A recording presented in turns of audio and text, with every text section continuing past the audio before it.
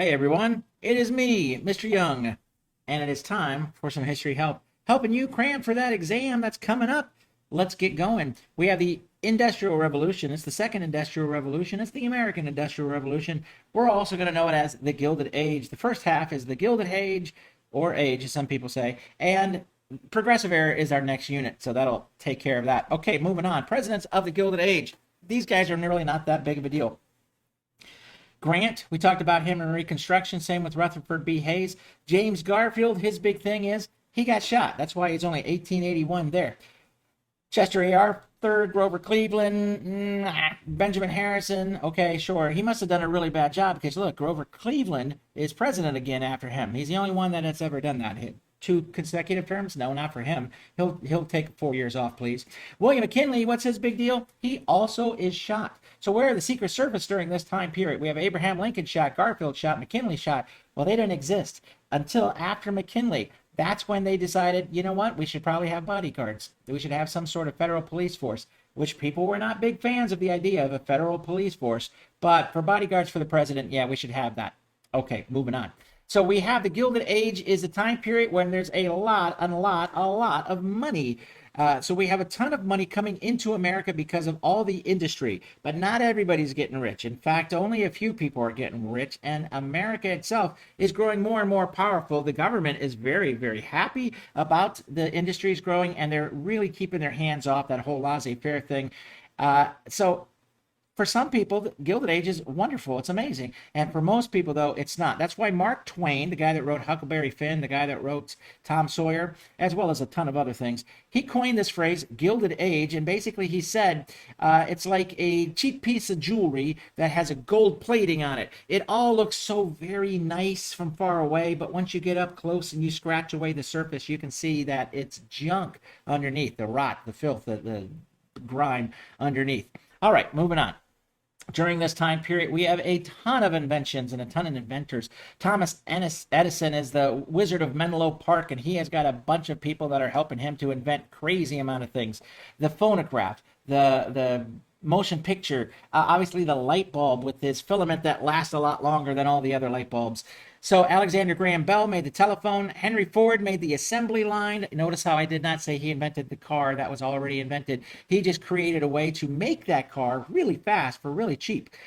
We have George Eastman with the camera, the telegraph, the airplane, the typewriter, the radio, a ton of different inventions going on. In daily life, we have obviously a lot of patents being done. We have power stations that are springing up because electricity is the big thing. That's the new power source. No more steam engines needed for things. We now have electricity and we can harness the power of that. Thomas Edison was big on DC current. His rival Tesla was big on AC current. DC current would win out. And so America looked very rich and powerful, but inside it was not. It's the Gilded Age. All right, so we have impact of American railroads on America. We have Cornelius Vanderbilt checking out that railroad industry because he just bought up a ton of railroads because that was what he was all about. He had a monopoly on the railroad industry. And the railroad industry was huge. We talked about that in our Western unit. It stimulated growth of other industries. It helped cities to grow. It helped to move people west. And of course, we have time zones invented because of that for shipping purposes. But because it's so powerful, we have also a lot of corruption. Vanderbilt, super corrupt guy, super wealthy guy. He manipulated elections. He manipulated the things that he wanted to do. And there were government contracts. Well, these government contracts often had bribes associated with them, and that is what the Credit Mobilier scandal is all about of 1868. We have this scandal that goes all the way back up to the president, President Grant, and President Grant has already been embarrassed by the whiskey ring scandal, which we talked about in another unit, and now he's decided, I'm not even going to run for re-election because this is too embarrassing. He was embarrassed. All right, so moving on. We have Bessemer process. This is the way that you're going to take iron ore and create steel out of it. Steel, that is going to be a game changer for buildings and bridges and skyscrapers, tin cans. We got farm equipment. Lots of inventions now are going to be able to use this steel. And so Andrew Carnegie's like, you know what? I think I will get some steel mills and become quite wealthy. And that's what he does. We have this guy here, J.P. Morgan. J.P. Morgan is a banker. He's crazy wealthy. And he decides that he's going to buy Carnegie's steel. And he's going to then buy a bunch of other people's steel and create this industry called U.S. Steel, which still is existing today. It became the first billion-dollar corporation here in America. And he was pretty ruthless. He bought up all his competitors like John Rockefeller did. Andrew Carnegie, he was an industrialist. Obviously, he made a ton of money in the steel industry. Then when he sold his steel industry, he gave away $350 million in philanthropy. What does that mean? He gave away money to communities, right? He in the form of scholarships, in the form of buildings for colleges. He had Carnegie Hall in New York, hospitals, et cetera, et cetera. He gave away basically the equivalent of a couple $billion. John D. Rockefeller, not so much a philanthropist until the end of his life when he got older and he was starting to worry about maybe I was a jerk too much and I want to get into heaven, right? So he gave away like a ridiculous, like 3 times as much money in philanthropy. But while he wasn't doing that earlier on, boy, I tell you what, this guy was cutthroat. He developed the oil industry. The U.S. Standard Oil was his company, and he just bought all the competition. He would wreck you, because that's his nickname, John D. Wreck-a-Fellow. He would put you out of business, and then he would buy up your hopes and dreams. If you didn't take his original offer, he would do stuff to buy up all your stocks when you didn't even realize it. Now he owned your company. Yeah, the guy was ruthless.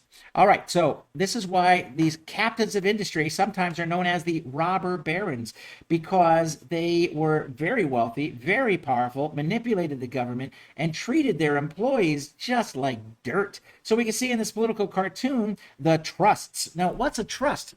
Right? Is it like a monopoly? Well, it's kind of like a monopoly. A monopoly is a business that owns the majority of that type of business. And then they set the price. They can do whatever they want to because there's very, very little competition. And so you're going to have to go to that guy. Well, a trust is very similar, except it's a couple different companies that are working in cahoots with each other, basically. And they got a bunch of divisions underneath them. That's what is known as a trust. And these trusts are like pirates. Look at them trampling the American flag. They're going to push Uncle Sam over the edge of their pirate ship there. That's what the artist saw here in his cartoon. He saw the robber barons as evil people that don't care about America, and they're just trying to take over and do whatever they want. Ruthless people. All right, so we have these 2 types of integration, vertical integration and horizontal integration. Now, I know it says consolidation, but those words are interchangeable. Vertical integration is you're going to buy up all your suppliers so that you yourself can take care of business from the ground up, all the way up, vertical like. Horizontal consolidation or integration, you're going to buy up all your competitors, so you're reaching out and you're trying to grab them up horizontal style. Let me put it this way. In horizontal consolidation or integration, you have a bunch of independent oil refineries. They're all popping up all over the place. Oil's becoming a big thing, right? Gasoline is needed for these new fangled things called the car. And John D. Rockefeller is after your business. And he's going to get all of those business, and he's going to start up the Standard Oil Company, that big gigantic monopoly that we were talking about. That's horizontal because he reaches out and grabs up the competition. Vertical is what Andrew Carnegie did, as well as a bunch of other people, where he had for steel, he had the coke fields, the iron ore deposits, then the steel mill factory, the shipping so that he can get the steel to wherever he needed, the railroads for the shipping purposes as well. So you get the idea there. It is vertical integration. Andrew Carnegie, he wrote this book called The Gospel of Wealth. He felt that God allowed him to be wealthy and that he should give back to the community. That's why we have Carnegie Hall and all these scholarships that I was talking about before. And he told other rich people in his book, he said, it's just the right thing to do. Well, they weren't really thrilled about this idea of giving back, but a lot of them did give back to the community. So I guess that's good, right? Social Darwinism is what people believed in. Not everybody, but a lot of people saw it as rich people deserve to be rich and poor people don't. It is Charles Darwin's natural selection, right? The survival of the fittest type deal. If you're cutthroat and you got to do what you got to do so that your business survives, and if you're that type of person, well, then you deserve to be rich. Often social Darwinism is also steeped in some racism because they'll include that this race or that race doesn't necessarily deserve to be rich or can't handle the intellect to be rich or whatever the case might be. It's all nonsense. All right, so we talked about laissez-faire, how the government was hands off, and eventually the government is going to try to regulate, try to put a little bit more effort into trying to squash some of the bad stuff going on. But that's really going to be more progressive era, which is our next unit.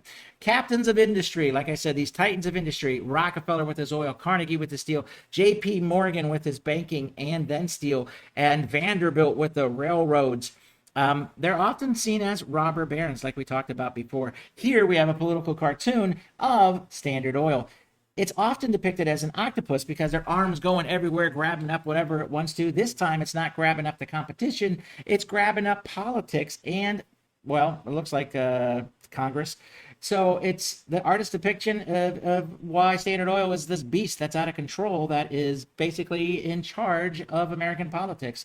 Now, this is based on Ida B. Tarbell's book, The History of Standard Oil, but she's a muckraker, and that's for the progressive age. We'll get to that later. Progressive era, as some people say. Here's another one with Carnegie. The duality nature of a robber baron and a titan of industry.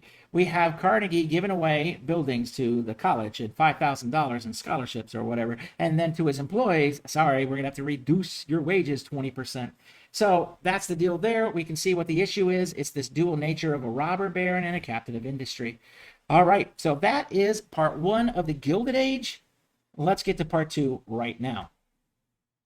So an oligopoly is much like a trust, right? It is when a bunch of businesses decide to work together with their competitors instead of trying to buy them up, and then say, let's just go into cahoots and set the price, right? We don't have to take over all these other firms. We can just say this is the way it is. And if these other firms can't keep up, well, too bad for them. All right, it's kind of like a cartel, a loose association of businesses that make the same product. That's the trusts. So we have the Sherman Antitrust Act. The government was hands off, but they're just putting their little pinkies in, trying to do something to stop these trusts. It doesn't work. Sherman Antitrust Act is fairly weak. And because it was not used to try to take down the trusts that were there then, it was actually tried to use to take down unions. We're going to talk about unions here in a second, but unions are trying to get on the rise, trying to, stop the pure capitalists from really abusing their workers. They want shorter hours for a day. It's 14 hours a day. They'd like to have 12, maybe 10, maybe 8, which is now the standard. 5 days a week instead of 6 days a week, 7 days a week for the steel industry. And of course, safer working conditions, because people lost their lives at work and there was no employee compensation. All right, moving on. So how did people get treated as employees? Not good. They were just seen as cogs in the wheel. They were seen as part of the machinery. Most owners didn't even interact with their employees. However, Henry Ford was a little bit different. Henry Ford and his assembly line and his automobile industry, he was making a ton of money because everybody wanted to buy that Model A car and Model T car. And he wanted his employees to be able to afford it as well. So he went from $2.25 an hour, or not an hour, a day, silly me, this is the Gilded Age, right? He went from $2.25 a day to $5 a day. And oh my gosh, everybody then was hoping to get a job from Henry Ford. All right, so the working conditions in the late 1800s, not good. 12-hour days, 6 days a week, no vacations, no such thing as sick leave. Unemployment compensation, no, I don't think so. Workers' compensation, it's not happening. Children, look at all these pictures here of the children working 12 hours a day, 27 cents a day, maybe if they were lucky. Oh, that's just nonsense. Eventually, some of the very first labor laws are going to be anti-child labor laws. This is why we have those labor unions coming up, because the purpose of a labor union was there is strength in numbers, and together we can work collective bargaining to get the employers to, maybe give us a little bit better pay and maybe a little safer conditions. The very first union that we had in America was the Knights of Labor, and they accepted everybody. They wanted all races, genders, sure, women, come on. 8-hour workday, equal pay for women, accepted skilled and unskilled workers. So it sounds great. However, they had more unskilled workers than skilled. So those are really easy to replace. So it did not have as much power as they were hoping. And then when the Haymarket riot happened, which we'll talk about in a second, it pretty much ended the Knights of Labor. The next one, the American Federation of Labor, the AFL, which actually still exists today, started by Samuel Gompers, they were a little bit more exclusive at first. Skilled white males only, please. They did win higher wages, shorter work weeks. Nowadays, the AFL, of course, has not just white males. They have all races and, of course, women and men. All right, moving on. how did the employers react to the unions? Oh, they hated them. They said, you cannot have a union meeting. Do not even try to organize a union.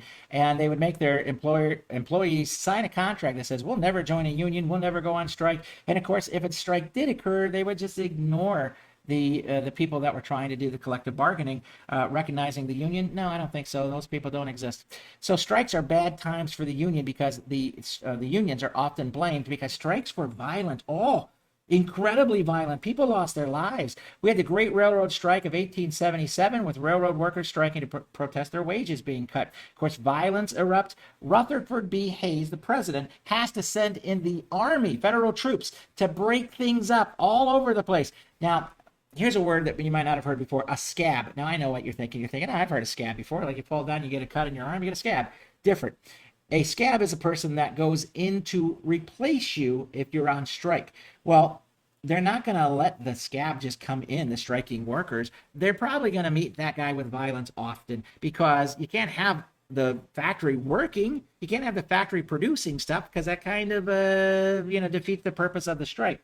So scabs often met with brutality. The striking workers often met with brutality as well, as we're going to see here in the Homestead Strike. The Homestead Strike in Philadelphia, Pennsylvania, we got Carnegie at a steel plant.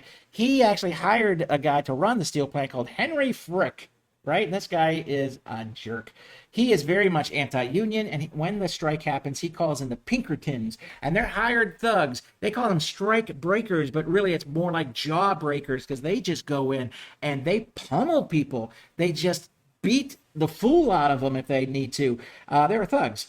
They threatened, they intimidated, they frightened people away from the picket lines. And it got violent and people lost their lives. The Pullman strike of 1894, a couple years later, we got the railroad industry basically shutting down because Mr. Pullman, he created fancy riding cars for the trains. And the wealthy stayed there. Well, unfortunately, some of them burst into flame and people died and got injured in lawsuits. So he cut his employees' wages. However, he owned the housing that his employees lived in, and he raised the rent. Wow. So yeah, of course, a strike is going to happen. And Eugene Debs is the leader of their union, and he gets blamed because people are going to get injured badly. And Eugene Debs is blamed for shutting down the economy because, I mean, it's railroad, right? It's the bloodline of the industry in America. So Debs is sent to jail. Later on, Debs is not broken out of jail, he's let go, and he runs for president. So we have a felon running for president, and he cannot vote for himself because felons can't vote, right? So I thought that was an interesting fact. Let's move on. So we have the Haymarket riot that I was talking about earlier in Chicago. So earlier that day, there was a strike and the police came and people got beat up. And so now they're protesting the way that it was handled at the strike. And they're protesting outside of Haymarket Square in Chicago. Well, the socialists show up, the anarchists show up, the immigrants that work for the company, they show up, and it doesn't go well. The police arrive. They're going to break it up again. Somebody throws a stick of dynamite at the cops. Police die. Other people die. A baby dies. And it's just people then pull out their guns and started shooting, right? Because, America. And so we have just this violent times. And they blamed the socialists, they blamed the anarchists, and of course they blamed the immigrants. So it was looked really down upon if you joined a union, because that's the un-American thing to do. That's how it was in the Gilded Age for unions. In the Progressive Age, it will change and the unions will actually gain power. So, as I was talking about these immigrants, this is why there is nativism at this point. Nativism is not a popular word, a positive word. It's actually negative. It's xenophobia. It is fear of the outsider. So we have these new immigrants, and they're not from Great Britain and France and Germany. No, they're from Ireland. So they're Catholic, and that's different. Or they're from Italy, and they're Catholic, so that's different. Or they're from Eastern Europe. Oh, they're Jewish, and that's different. So they're going to meet with a lot of hostility, right? Hundreds and thousands come from Mexico, Caribbeans, China, of course. And it is just this nativism is this movement where it's we don't want your kind type deal. So look down there at this political cartoon. We can see all these rich, affluent people in their top hats telling the immigrant, we don't want you. But look at the shadows that these guys cast. They themselves are immigrants. Maybe not them, but maybe their grandparents were immigrants. So they're kind of forgetting their roots, right? So it just shows the hypocrisy of it all. All right, so let's move on. Oh, during this time period also in the South, the rise of the KKK. We talked about that when we were talking about Reconstruction. But yeah, so you can see the bigotry is alive and well during this time period. So the new immigrants are going to be processed in at two different stations. If they're coming from Europe, they're going to Ellis Island. And you can see some pictures there of Ellis Island. And it's in New York Harbor. You would come off the boat, you'd see the Statue of Liberty, you'd go into the Ellis Island, and then you would be processed. And it might take quite some time to get there. And if you had any type of diseases, you were put over in the corner, and doctors had to look at you, and it might have taken days for you to get out. Angel Island is the other one in California, San Francisco to be exact. And this is people that came from Asia would be processed through there. All right, America becomes this melting pot. Nowadays, we have people that say it should be more like a tossed salad. And, that's really up to you for debate. Should America be like a melting pot where everybody kind of just blends in together? Or should it be like individuals, but like a tossed salad where this tomato is a tomato and the lettuce is a lettuce and the carrot is the carrot? And they're all kind of together making up this big, massive thing, but everybody's got their own. Well, anyway, I'll let you debate about that yourself. All right, so the Chinese Exclusion Act in 1882 comes on. It is the first laws of its kind to limit a type of people from being allowed into America, right? It's prohibiting the Chinese specifically. This was not lifted until 1943. So what's that, 60 years or so? We also had a gentleman's agreement with Japan. We didn't want Japanese people coming over that were unskilled. So we told Japan's government, do not send your unskilled laborers, and we will not send them back to you. That was the gentleman's agreement. So we can see this political cartoon here, the Chinese, how they had to live, and it was squalor, and they're eating rats compared to the other type of immigrants that had a nice little home and a cat and a couple kids, etc., etc.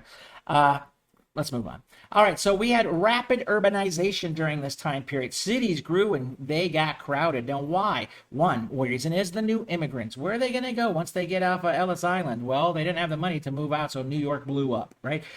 Chicago, same thing. All these other cities with a large amount of industries, they're going to blow up. Now, new immigrants is one. Another reason is because farm machines. Yeah, farm machines. That means we don't need as many farmers because machines now do their job. What are they going to do for a living? Well, they're going to go to the big cities and find jobs in the industry. African Americans are leaving the South because, of course, they would. Why wouldn't you? I mean, that's a pretty rough time. You saw the Reconstruction unit. It was not a good time. And so African Americans that can't afford to, right? And they don't want to be sharecroppers. They're leaving the South. They're going to the North. They're finding jobs in the industry. So that is why these cities are blowing up. They're just and there's a lot of problems. Here's some of the problems. Housing shortages, lots and lots of dirty apartments, tenement, crowded slums, right? Poor standards of sanitation, safety. Ooh, is not good. Transportation gets crowded, clean water, there's not enough of it, waste and garbage removal. Yeah, often these tenement housing, they might have had one bathroom for the entire floor, not your apartment, but for the entire floor that everybody had to share. And garbage, forget about it. You're going to throw it out the window onto the street below. That's disgusting, but that's the way it was. It's gross. Fires very common. Crime very common. You can see some of the pictures right here. It was rough. It was very crowded and dirty and awful.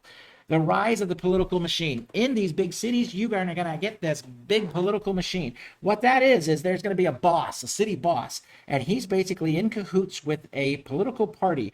I'll get you your votes if you put me in charge. And that's what happened. They got in control of different political jobs, such as in the police department, the fire department, the sanitation department, agencies that would grant licenses to businesses or money to fund large corporations. Like in New York, when that one building was being built and it was supposed to cost, I don't know, like $300,000, and it ended up costing $12 million because the city boss got a hold of that project and they just built the city and built the taxpayers out of a ton of money. Lots of graft coming off, lots of skimming off the top. So what the city boss would do is he would meet with the immigrants, right? He would get his group to meet the immigrants coming off the boat. We're going to try to get you housing and get you a job, which they, had inside, help with the different industries of the town.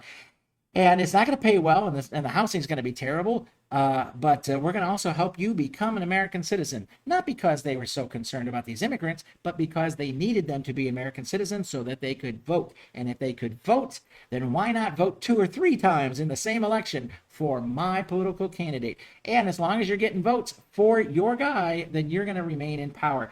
That's how it worked. Lots of kickbacks, a lot of corruption. Yeah, the biggest one was this guy named Boss Tweed, William Boss Tweed, shown here with a bag full of money for a head. He was often in the newspaper, and he was often in the political cartoons drawn by this Thomas Nast guy, right? He did not care for Boss Tweed. Boss Tweed was, in fact, really, really corrupt. His group was Tammany Hall, and he did what he did, and he was quite powerful and quite wealthy. All right. So then comes the Pendleton Service Act of 1883. You see, after Garfield is shot, the guy that shot Garfield, President Garfield, not the cat, that would just be weird. After that guy's shot, they're starting to question, why was he shot? Well, he was shot because this guy, the assassin, was mad.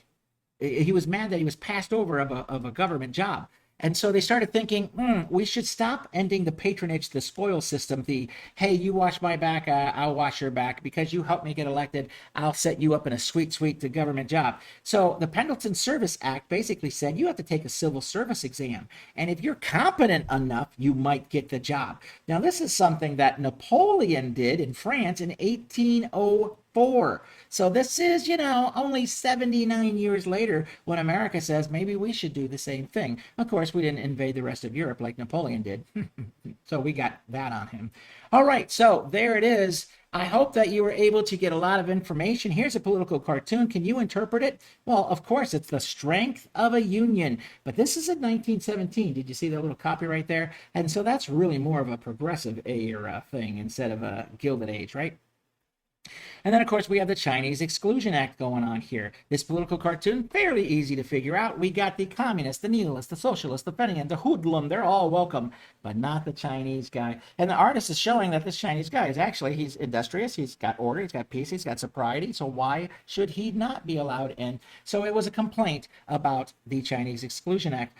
Okay, that's it. So glad that you watched. Our next unit we're going to be doing is the Progressive Age. That's coming up soon. Thanks for watching. I hope that you enjoyed it.